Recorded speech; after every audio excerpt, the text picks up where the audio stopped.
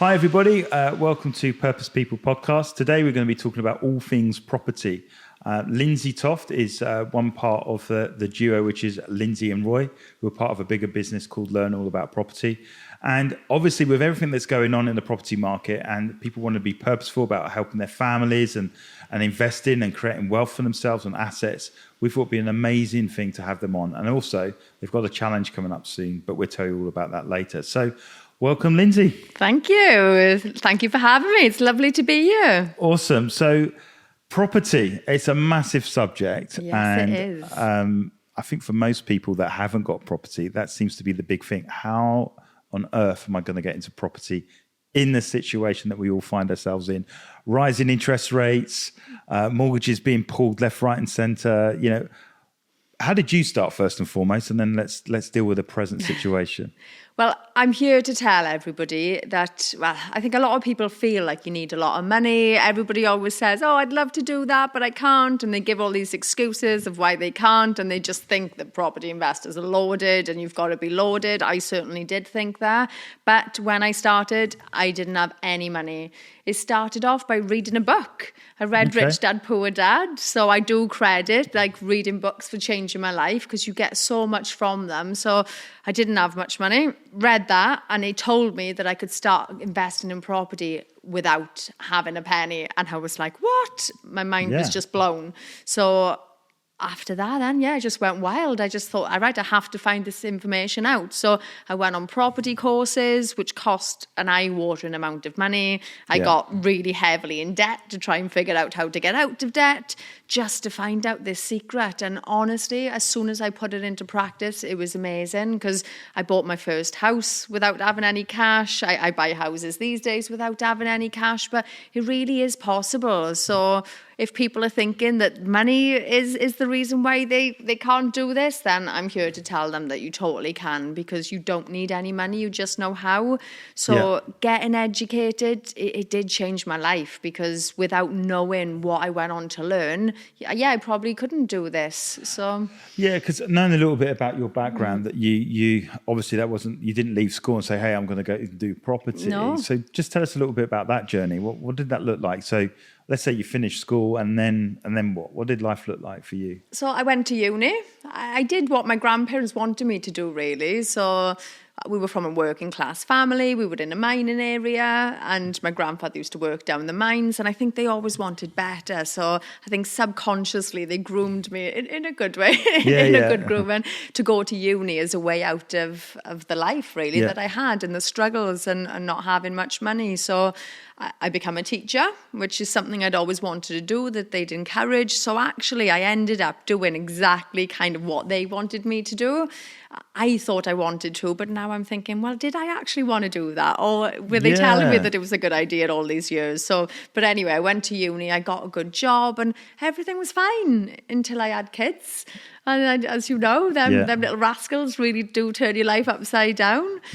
So I'd always thought that I'd really get a good career and work my way up the ladder, but then I was missing out on the kids growing up. I was overworked, I was underpaid, like the kids were crying. Freedom, flexibility. I just needed something different, and I just needed to figure out how. But it wasn't until then I nearly died and I lost my job that stop there. All right, okay. You just casually chuck that in there like, oh, I almost died. So what happened? How did that happen? After giving birth, then they'd left some placenta inside me. I'm sure you don't want to know the details because it's quite gruesome, but I pretty much nearly bled to death. Oh my word, wow. That started off loads of health issues. So after that, then I was ill all the time, and I was just really struggling.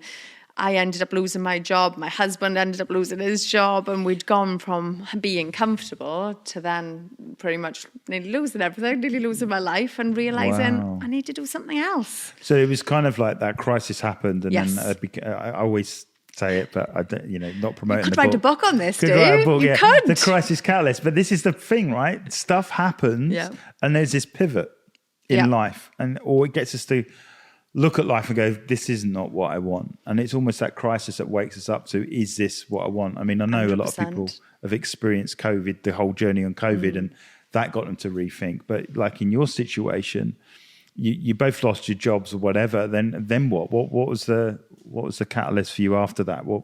was it just trying something different? Yeah, I just knew I had to do more. And like they always say, don't they? Like when you need a plan B, like have one, because when you need one, it's too late. And it really is true. I'd wish I'd thought of this before, but nobody thinks it's ever going to happen to them, do they? And But that's the comfort zone. It kills all your dreams. If people are comfortable and steady, they're not going to go out and graft and put the effort in that I did, because they don't need to, because they're comfortable. So I ended up moving back to Wales because I was living away. I'd been in Manchester for 11 years.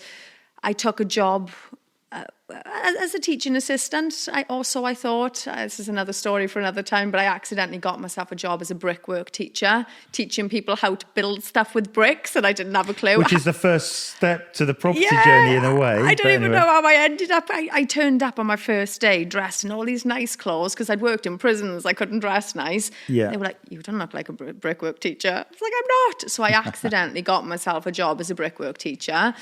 Lost that then because of my sickness, and I had 28 days of pay. And in that 28 days, most people probably would get a job, just get another job to replace it. But I was like, right, this is it. This is my chance. Like, I have to do something. Yeah. I have to do something about it. So in that 28 days, I set up a business, I set up a company, and just kind of went balls to the wall and made it happen. Wow. So obviously you're in a family situation, you've got more dependents. So for a lot of people, it's essentially those dependents that are stopping them making the leap. So where did you deal with that risk? Is it because, say, your husband Lee was working, or did you just both come together and say, we just got to do something different? Well, he wasn't working at the time. Okay. I was the only one working. He was retraining because we read The Secret, and we decided that we wanted to do something like this. So I said he had to get a trade. He wanted to be a driving instructor. I was like, no, we want to get into property someday, pick a trade. Because we were both trying to really rebuild our lives and figure out what we wanted. So he was retraining. It was only my wage coming in. So that 28 days, it was quite scary because we didn't have anything else to fall back on. So we had to set up a business and we had to make it work. So we ended up setting up a plumbing and heating company. Okay. He didn't have any experience or anything, but it was weird how the universe works, isn't it? We were renting a house and the boiler kept breaking down, and this guy kept coming to fix it that we got on really well with. He then teamed up with him. We would share our jobs, he would share his jobs, and he kind of learned as he went along, really, because he was straight out of training, but then he wasn't fully by himself. So don't worry, we didn't kill anybody with doing dodgy. No, but isn't that interesting? Because you've gone from, you end up in a job by default, but with bricklaying and that sort of stuff, and then Lee then ends up doing boilers, two key components of building houses, funny enough. Yeah, definitely. And that's ultimately what you wanted to do. So it's almost like subconsciously these decisions were being made. Yeah, it all happened. Definitely happened for a reason. And then, with them sharing jobs, it kind of worked. So I didn't go back to work for a bit then because I was trying to charge the business and push it forward, which was great. But it's like any self-employed business. When work was coming in, it was amazing. When work wasn't coming in, then we struggled. So at that point then, I was like, right, we need something else. And that's when I embarked on finding out how to do this property thing. So when, obviously, was the main thing to start off with just getting the first property? Or did you always think, we're going into property as a business? Was it just more getting on the ladder or what was it? What was the goal initially? My goal was to have 10 houses by the time I retired. So I'd done my visions and everything, and I'd planned my life, and it was, to have 10 houses by the time I retired, and then I'd be happy. But after doing these courses, I learned out how to buy 10 in 5 years, which I never thought was possible. So it just superseded everything. Wow. But obviously, yes, I wanted my first one, but it was the money. I didn't have any cash. And as soon as I learned how to buy a house without having any money, that was it. I got my first one, and that turned into 2. Then that just kept growing. Without obviously not wanting to get into trouble with the FCA and all those sorts of people, but, when you say buying without any money, what does that look like? Well, I used credit cards to start off with. Yeah. So I got money put in my bank from the credit cards on 0% and used that for a deposit. Wow, okay. Because obviously that's the thing, isn't it? A lot of people are like, I've got to save, I've got to do this, and not knowing, and that's even an option. So, for people that are thinking about it already, that's may have opened some eyes already, Definitely. Yeah. It was that one thing. As soon as I heard that, I was like, right, let's go. Let's do it. So took all these credit cards out, got all the money in my bank, and off I went. So, okay. So what talk us through your first property. What did that look like? Clearly you didn't buy the dream home. So how did you spot the right investment property? So I'm from the area that I'm investing in anyway, which, yes, it has helped, but you haven't got to be. You can totally do it wherever. And I knew the area. A house come up. It was feeling sorry for itself. It was really run down, just kind of like the houses that we teach people to buy, really, ones that we can add value. Because if you're buying a new build, you're not going to really make much money on it for a long, long time. So we bought cheap. We did a renovation.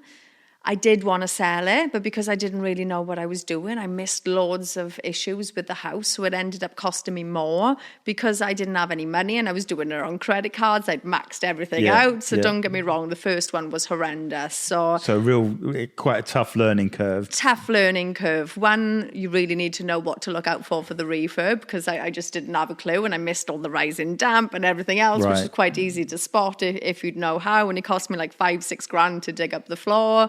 What else? I missed a few other things there, but we did it.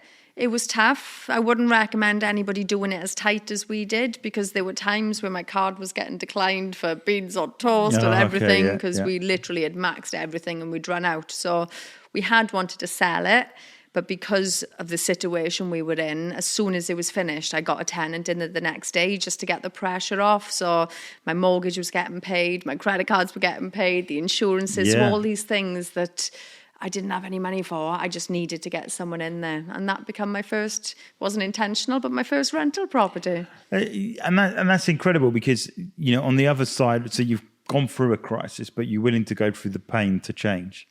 And I think a lot of people, when they want to step into doing something different, it's that pain that stops them. And so I guess what you're saying is there's no way of avoiding it, really. We have to go through some discomfort if we want to get to our dreams, Because even now, like that stuff I find easy now, and it was so difficult in the beginning, but I find it easy. But now I'm doing bigger stuff, which is new and hard and challenging and everything else. So I think if you're always in your comfort zone, you're not really growing, or you're not doing stuff that's particularly exciting or pushing yourself. Yeah. So obviously it's good to get a foundation, do that first. But then once you decide to take it to the next level, you're going to be in exactly the same position again. So it's all about having the knowledge and the skills and the right people behind you so that you can level up, so that you don't make the crazy risks that the crazy mistakes that I did back in the day. But yeah, you're always going to be going through that. So the key thing there is having the right people around you. So I know Roy, and he's clearly one of the right people around you. How did you and Roy connect, your business partner? We were friends on Facebook. Wow, okay. Yeah, we were friends on Facebook. I don't even know how. I think I'd seen a house that he did and I liked it. So my friend requested him, but like you do, never got in touch with him. So we just kind of sat there being friends for a while. And then I joined a wealth coaching program because I wanted to take it to the next level. He was part of that. So then I was like, I can see you in there and I'm there too. We're friends. Like, let's meet up. So we met up and we got chatting about what we wanted to achieve, decided that we were on a similar wavelength and decided to roll with it and do it together. So obviously you're doing these properties together. So now you've gone from one and now you want to go to many. And so what was the biggest obstacle to make that happen? Was it you needed the property prices to grow? Or was it that you made a decision that we're just going to buy a whole load of houses to renovate and then put them on rentals to then get the big dream? How did it look? What was that journey from one to many?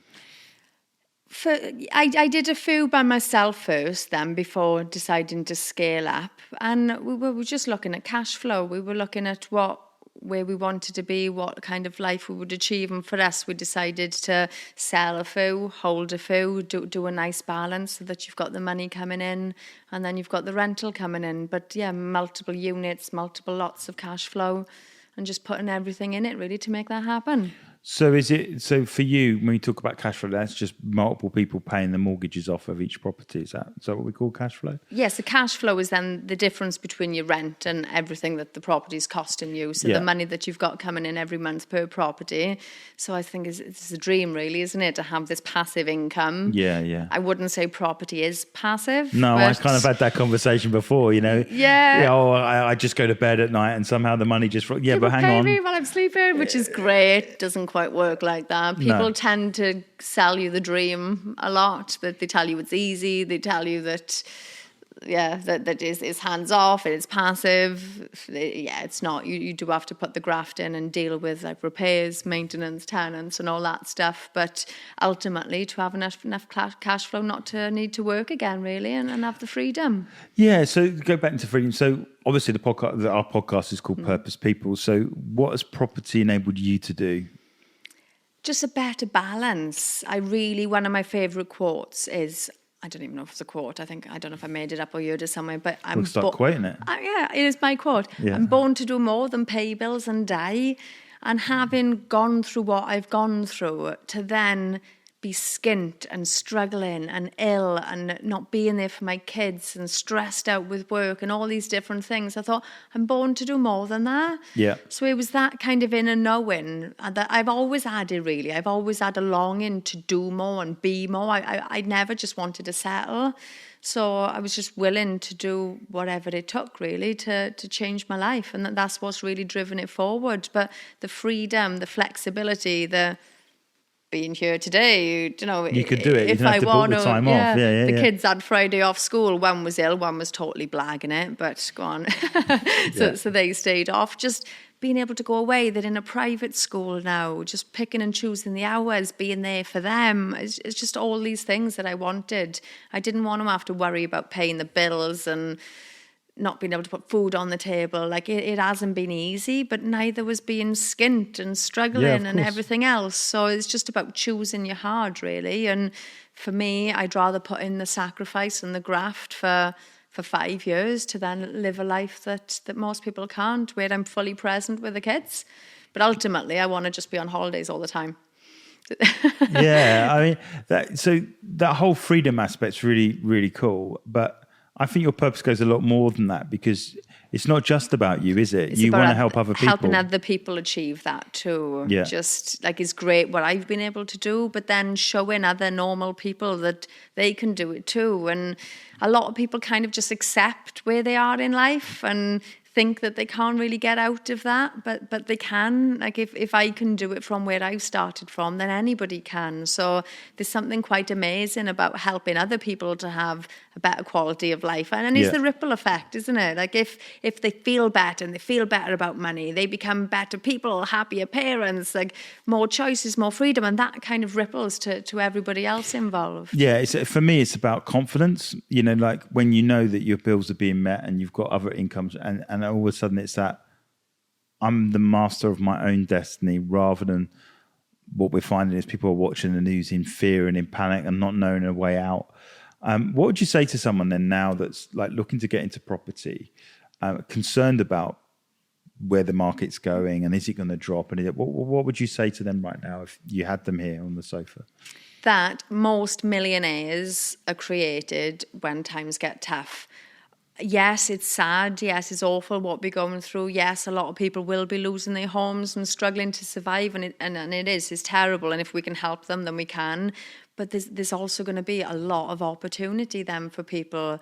The prices have been going mental, and it has been a little bit more difficult. Like we have still been buying, so I'm not one of these that have been saying, oh, it's too hard to find a deal, because we totally have still found deals. But when prices drop, it's going to be amazing. So now is a perfect time, maybe not to buy just yet, unless you're buying something with serious like exit strategies. Does it cash flow really well? Does it work with higher interest rates? As long as you're buying something solid, go for it. But I think from where I'm coming from, it's an amazing time to learn and just get everything in order, ready to really hit the ground running, because I do think there's going to be so much opportunity. And then if you've got to spend the time learning, raising the finance, putting everything in place, you might even miss that opportunity. So get prepared now so that when the opportunity's there, you're totally in a position to go for it. your story is for me, it seems less about money and more about mindset. That in times like these, we can keep convincing ourselves that we haven't got the money, but what you've shown is that you can find the money some way, somehow, if you've got the mindset for it.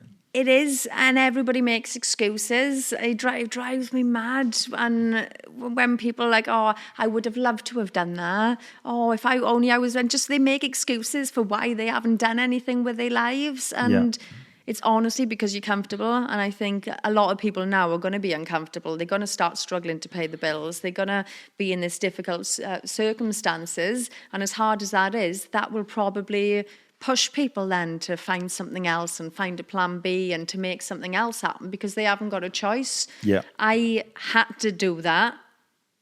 People should just do it now anyway, because don't wait until you struggle to do something like this. But if I hadn't had the mindset that I believed that I could, and I think that's the difference. I met so many people who had way more money than me. They had good jobs. They seemed like they had their lives together, and they've literally done nothing. And we've had the same training, same everything. Yeah. I've gone out and done something they haven't. And it's the desperation, I suppose, like it made me like keep on going even when the times got tough. But it was the mindset knowing that I could handle anything and I could do it and I could really make a difference. And I wouldn't quit, because going back to the life that I had just wasn't an option for me. I was desperate for more. But yeah, you're totally right. Without that mindset, that is the one thing that totally stops people going. They don't take risks because they're scared. They don't do anything about it because they're not sure. It's all your mindset.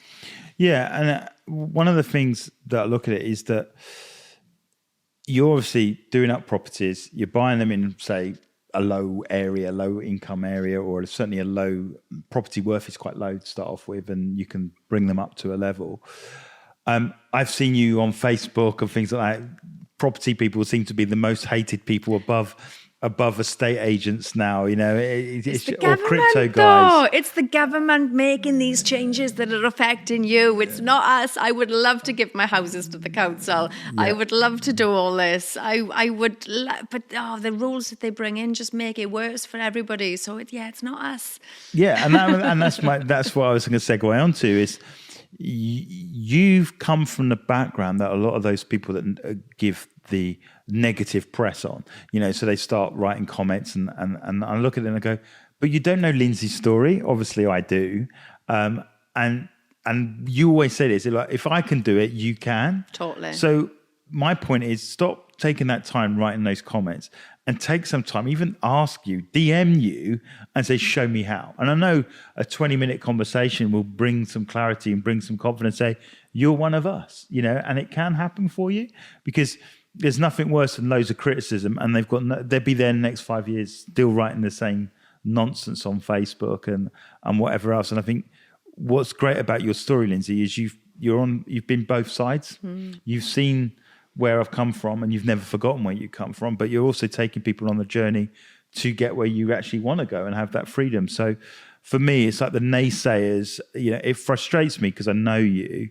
I'm not wanting to dive on there as well, going, hey, you, or phone you up like I do. Have you seen this comment? And you're like, yeah, whatever. I'm done with it now. But even that could destroy some people, and you've managed to persevere and go forward. So it makes me laugh, though. Does it? It does make, because my favourite one, we'll come back to all the hate in a minute. My favourite one was that I haven't even got a real Welsh accent. It's a P take of a Welsh accent. I've had to sign a thing saying I won't swear, so I'm not going to swear. But it's a P take of a Welsh accent. Nobody actually really sounds like that. And I'm like, oh my goodness. But that just shows the mentality of people. And I just think it's funny because, like you said, rather than learning how, people will judge. But, I've had it my whole life, right? You're either too fat, you're too thin, you're too ugly, you're too pretty, you're too geeky, you're too much. And people are going to judge you regardless. Yeah. And when I see these things, I kind of feel sorry for them, really, because I just think, well, positive people don't go around like tearing other people down anyway. So it's got to be something miserable going on in their lives in order for them to feel this way. And I just feel like I'm playing the system, really. I don't want to go on benefits. I don't, like, nothing wrong with people that do, and that's their life ambitions, but I don't want handouts. I don't want to rely on the government. Like, I learned quite quickly when I nearly lost everything that it's all down to me if I succeed or fail. Yeah. And like anybody can do this, but you have just got to do it and not let anybody else kind of put you off. Don't take advice from anyone that's not where you want to be. Like, even my mother, bless her, she tried telling me that these courses were the worst thing that I could ever do, and it was rather pathetic because I could buy a house without doing courses. So you'll have these well-meaning people, or some are idiots, trying to tell you all these things. But as long as you've got that belief in yourself and that you know that you can do things, then none of it matters. But yeah, most of them just think that you're absolutely loaded, but they don't spend the time doing what it takes then to change their lives. Yeah. I could moan about, like, prices I've got ridiculous. It is crazy. I want to buy something for me too. I'm experiencing the same, but I can either moan about it or jump on board and profit from it. Yeah, and that's what I like about it. The first thing you have to do if you want to change your future is take responsibility for you. And I think in situations and circumstances that we find ourselves in, as you said, there are winners, there are losers, but I think there's a lot of the losers in a sense, not being detrimental to them, but it's the mindset of 100%. I become a victim. You have to make that decision. I want to become a victor in that situation. And I think it's climbing out of blame culture and saying it's on me. It's on my shoulders. It's easier to blame somebody else and take responsibility for why your life is so miserable. Yeah. And even when I mess up and bad things happen, instead of blaming, I think, right, what can I learn from this? What could I have done differently? Because ultimately, everything's down to you.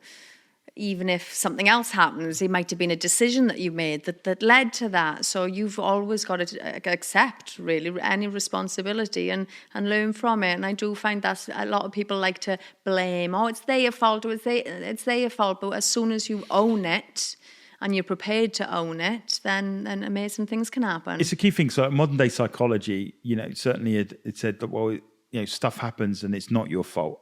But that's half the story. Bad stuff does happen to good people, but it's what you do after that is what counts. And I think that's the key message in this, is that, you may have been from a tough background, or you weren't born with a silver spoon in your mouth, or you don't have oodles of cash in the bank, or you don't have the right job, or you are, but it's that decision to say, but it doesn't have to stay like this forever. And it's on me to make a choice. Yeah. It's on me to make a difference. So obviously, you're on Facebook, and one of the things that I'm aware of is that you guys have got a property challenge coming up fairly soon. Yes, we have. And anyone that knows or wants to find out a little bit more about property can join the group and be part of the property challenge. Do you want to just tell us a little bit about that and what you'll be covering? Yeah, so we've decided to launch a challenge. So we've changed things up a little bit with the economy and, again, wanting to help people. And when we did courses, we honestly spent 20 grand each doing this stuff. And, when I was already in debt, putting that on credit cards was absolutely insane. So we've decided to bring something exciting to people and really make it affordable so that people can get this knowledge without having to get in debt and really start changing their lives. So we're running the challenge from the week commencing the 24th. Yeah. It's going to be 12 o'clock every day in our Facebook group. So if you're on your dinner hour, amazing. If not, you can catch up on it later. But we're going to be looking at, like, where we are in the market, how we can raise money, how we can really start putting things into practice now, ready to make the most of any opportunities, so that when things change, that we're all in a position to go for it. So we're looking at how we can help people beat inflation. Yeah. And the strategy that we do is actually investing in properties. So we're just looking at ways that you can really take charge of your life and make changes in life. And I'm really excited to be bringing it to you all. Yeah. So the format, just to share for everybody out there, it's 5 days. Yes. It's an hour and a half. It's in your lunch breaks. If you can take a little bit of lunch break, and maybe you have to stay a little bit later.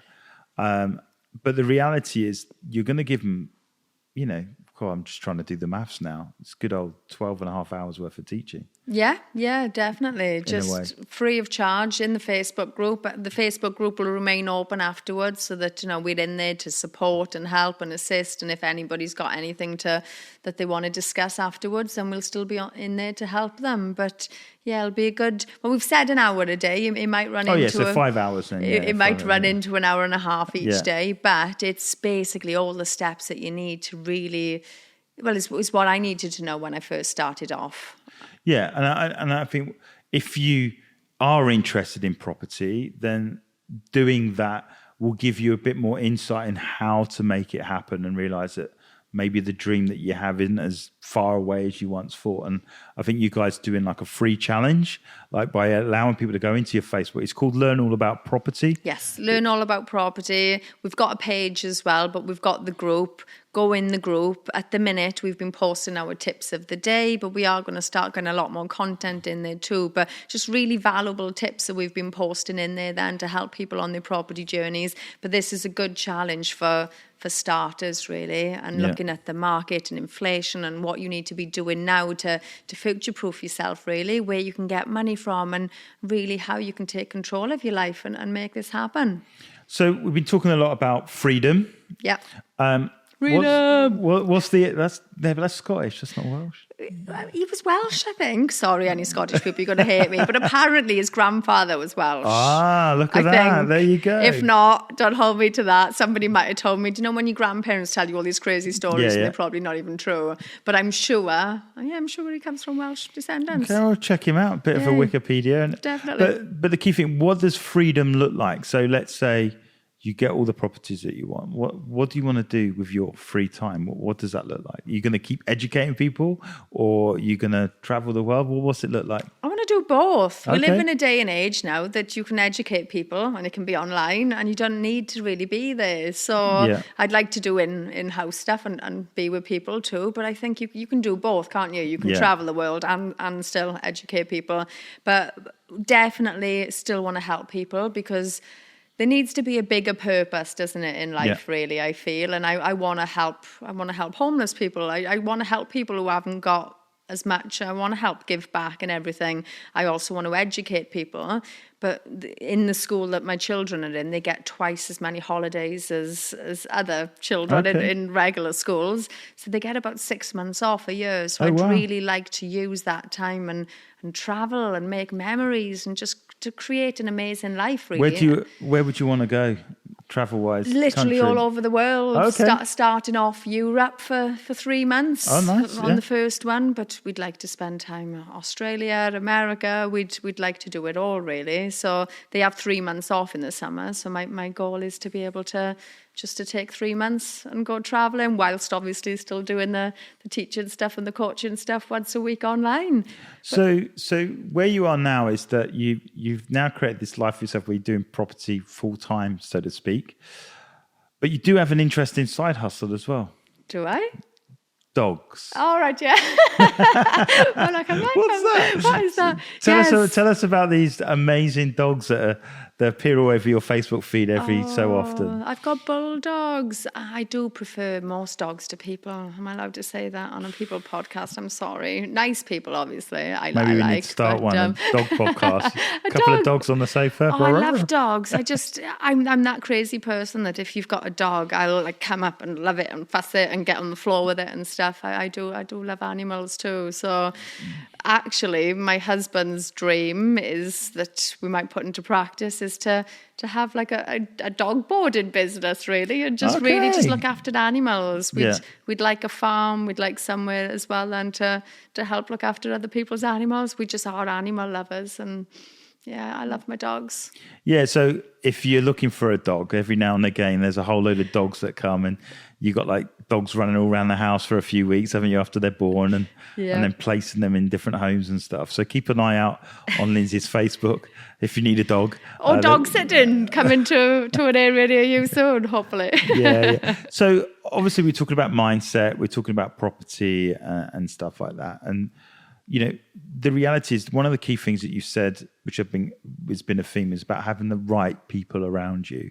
And what I do know about yourself, about Roy, about Debbie, and about Perry is you've been there, you all know the journey, you've never forgotten where you come from, but you combined have many, many years of experience that can really protect people from the mistakes that you obviously made when you first started. Yeah. So I couldn't recommend you guys enough as a bunch of people that can be trusted in a world what seems like property sharks. You seem to be quite... That's the thing. It's full of egos and false promises and a load of BS and just stuff that people selling you the dream, really, to take... Don't get me wrong, property courses have changed my life, but it costs a lot of money. And people aren't as honest with the things that go wrong either. And so I think sharing both sides really helps. Now, I am the baby of the group. I don't proclaim to be the expert. Like I'm still on my journey, but between us, we've got everything. Like I tend to specialize in raising money because that's what I've become really good at. So raising money and finance and building the relationships with people. You've got Roy's experience then with the refurb stuff. You've got Debbie and Perry who've got a really successful, like building multiple streams in property by creating other businesses as well. And I've been successful mentors for many, many, many years. So together, I do think that we have it all. Yeah, so let's learn all about property.co.uk is the website. The challenge, anyone that's thinking about getting into property, I really encourage you in a couple of weeks, make sure that you're part of it.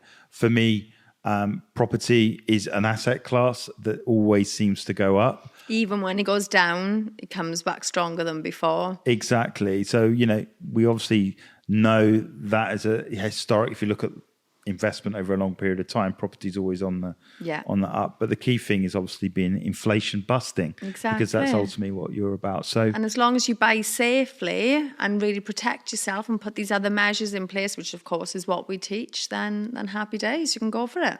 Yeah, because you have these formulas that you obviously will show and talk about and stuff like that. So Lynsey, thanks so much for taking your time to come and visit us today and share on a property. We'll obviously see you on the challenge, but I trust you've enjoyed it. Yes, it's been lovely. Thank you for having me. It's been nice to chill out and relax in the countryside. I love it. Thanks very much. No problem. Cheers. Bye. Bye.